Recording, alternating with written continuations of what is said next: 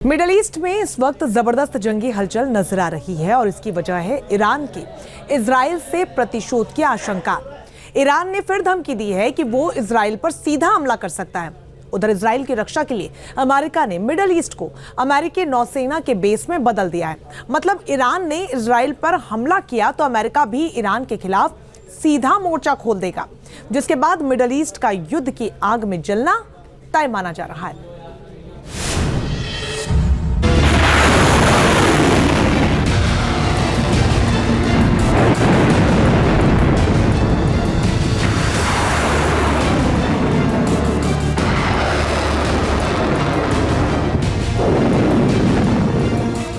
पश्चिमी ईरान में IRGC के सभी एयरबेस और मिलिट्री बेस अलर्ट मोड पर हैं।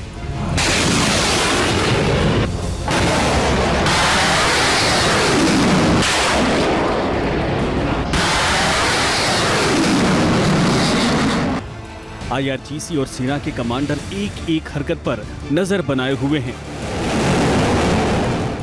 एयर डिफेंस सिस्टम को एक्टिवेट कर दिया गया है।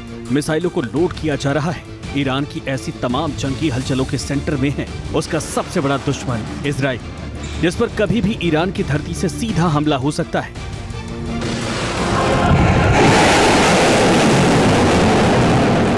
ईरान के रिवोल्यूशनरी गार्ड के मुख्य कमांडर हुसैन सलामी की ये तस्वीर है। दावा है कि शनिवार को पश्चिमी ईरान के एक सीमावर्ती इलाके की यात्रा के दौरान जब लोगों की भीड़ ने इजराइल से इंतकाम के बारे में उनसे सवाल किया तो उन्होंने कहा, आप ईरान के प्रतिशोध के बारे में अच्छी खबर सुनेंगे।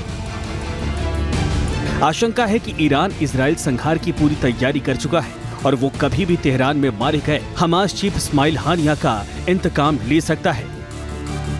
मीडिया रिपोर्ट और आधिकारिक बयानबाजी से आशंका जताई जा रही है कि सोमवार को ईरान जवाबी कार्रवाई कर सकता है। इजरायली मीडिया ने आने वाले दिनों में लेबनान के हिजबुल्लाह के हमले की आशंका जताई है। इजराइल के मुताबिक ईरान के साथ हिजबुल्लाह भी जवाबी कार्रवाई कर सकता है। ईरान के विदेश मंत्री अब्बास अराघची ने शनिवार को अपने मिस्र के समकक्ष के साथ फोन पर बातचीत में तेहरान में हमास चीफ इस्माइल हानिया की हत्या पर ईरान की जवाबी कार्रवाई करने के अधिकार पर जोर दिया। इतना ही नहीं, एक शीर्ष ईरानी राजनयिक ने भी जर्मनी, फ्रांस और ब्रिटेन के विदेश मंत्रियों के साथ इस बारे में बातचीत की। ईरानी राजनयिक के मुताबिक ईरान की सुरक्षा और संप्रभुता का उल्लंघन करने में इजरायली शासन की कार्रवाई अनुत्तरित नहीं रहेगी। ईरान सभी बातों को ध्यान में रखते हुए सटीक करना और प्रबंधित तरीके से अपना जवाब देगा। ये बदला सही समय पर और सही तरीके से लिया जाएगा।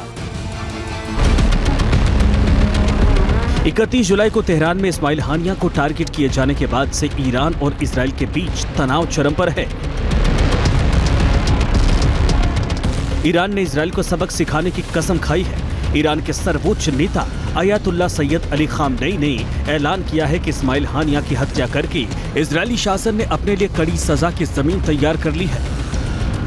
ईरान के आर्मी कमांडर जनरल सलामी हाल ही में ईरान इराक बॉर्डर पर एक खास स्थान पर थे और वहां पर जब पत्रकारों ने और तमाम रिहायशी लोगों ने उनसे पूछा कि हानिया की मौत का बदला ईरान कैसे लेने वाला है, तो उन्होंने खुल करके तो प्लान नहीं बताया है, लेकिन उनके जो इंडिकेशंस हैं अगर उसको समझा जाए तो बहुत जल्द ईरान कुछ ऐसा करने वाला है जिससे कि इजराइल के ऊपर एक बड़ा हमला हो जाए। ईरान की अगर तैयारियों को देखा जाए, जनरल के बातों को समझा जाए तो ये साफ समझ में आता है कि ईरान कोशिश करेगा कि ड्रोन्स के माध्यम से और मिसाइलों के माध्यम से ही अटैक हो और अटैक इस तरह किया जाए जहां पर इजराइल का आयरन डोम फेल हो जाए।